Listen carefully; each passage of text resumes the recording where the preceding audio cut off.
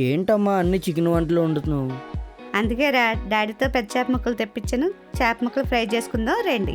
తక్కువ ఆయిల్తో బ్యాచిలర్స్ కూడా ఇన్స్టెంట్గా చేసుకోగలిగే రుచికరమైన చేపల ఫ్రై చేసుకుందాం పదండి. ముందుగా కడిగించిన చేప ముక్కలు, పెరుగు, సాల్ట్, పసుపు, గరం మసాలా పేస్టు, కారం, కరివేపాకు, ఇవేనండి మనకు కావాల్సిన పదార్థాలు. ఇంక మొదలు పెడదాం రండి.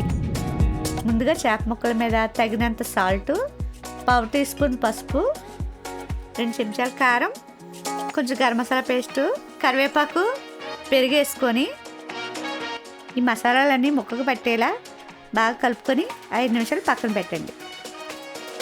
దళసరిగా ఉన్న పెనం తీసుకోండి. దళసరిగా ఉన్న పెనం అయితేనే చేప ముక్కలు బాగా కుక్ అవుతాయి.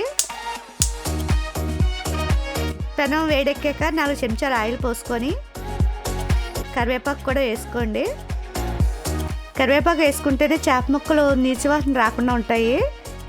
మనం ముందుగా మ్యాగ్నేట్ చేసి పక్కన పెట్టుకున్న చేప ముక్కల్ని ఆయిల్ వేడెక్కాక ఒక్కో ముక్కగా తీసి పెనం మీద పెట్టుకోండి. మీడియం ఫ్లేమ్లో 5 నిమిషాలు మూత పెట్టి వేయించండి.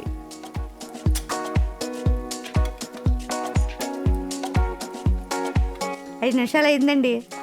అబ్బా స్మెల్ కూడా చాలా బాగా వస్తుంది.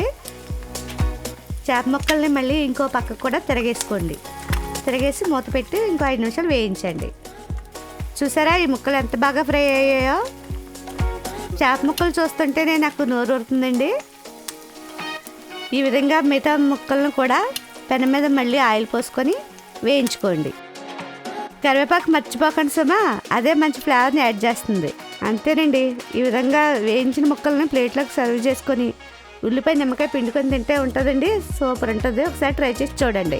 ఈ వీడియో నచ్చితే లైక్ చేయండి. మరిన్ని వీడియోస్ కోసం దేవమ్మ కిచెన్స్కి సబ్స్క్రైబ్ చేసుకోండి.